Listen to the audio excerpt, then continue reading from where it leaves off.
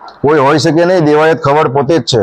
અમે સવારના 11 વાગે સોમનાથ જવા નીકળ્યા તો ડાયરેક્ટ જ ફોર્ચ્યુનર ગાડી આગળ ઊભી હતી અને ડાયરેક્ટ જ ઉપર આવીને 5 વાર જે કહેવાય ને કે 5 વાર અમને ઉપર ચડાવી દીધી ગાડી। પછી એમાંથી 15 પાછળ ગાડી હતી ક્રેટા, બંને ગાડી બ્લેક ફિલ્મ હતી, નંબર પ્લેટ હતી નહીં અને બે ગાડીમાંથી લગભગ 15 થી ઓછા મતલબ 12 થી 13 જણા ગાડીમાંથી ધોકા લઈને બધા નીકળ્યા અને જે ધોકા હતા એ લોખંડના હતા અને જે કાચ આખી ગાડીના કાચ બાજ મારા બધા ફોડી નાખ્યા। પછી મને બહાર કાઢ્યો, મને કીધું બહાર નીકળ અશબ્દ બધા બોલીને અને મને રિવોલ્વર બતાવી કે આ તારી આટલું 2 નંબરની રિવોલ્વર લાવ્યો છું, તને પાડી દેવાનો છું એમ કરીને મને 4-5 પગમાં જે ધોકા મારે એમાં ફ્રેક્ચર થયું છે અને હાથમાં ફ્રેક્ચર થયું છે।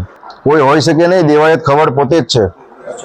બધાએ જે 12 થી 15 જણા હતા, 12 થી 15 જણા બધાએ મોઢું બાંધેલા હતા। પછી છેલ્લે જેનું દેવાયતનું મોઢું ખુલી ગયું એટલે મને ખબર પડી કે દેવાયત છે, તો મેં એને 5 વાર કીધું દેવાયતભાઈ રહેવા દે, દેવાયતભાઈ રહેવા દે, પણ એ કોઈ માન્યો નહીં। એટલે પગમારી ન માર્યું અને આ રિવોલ્વર તારા આટલું લાવ્યો છું 2 નંબરની, વડાકો કરીને તને માન નાખવાનું થઈ જતું, જો કેસ બેસ કરતો મારી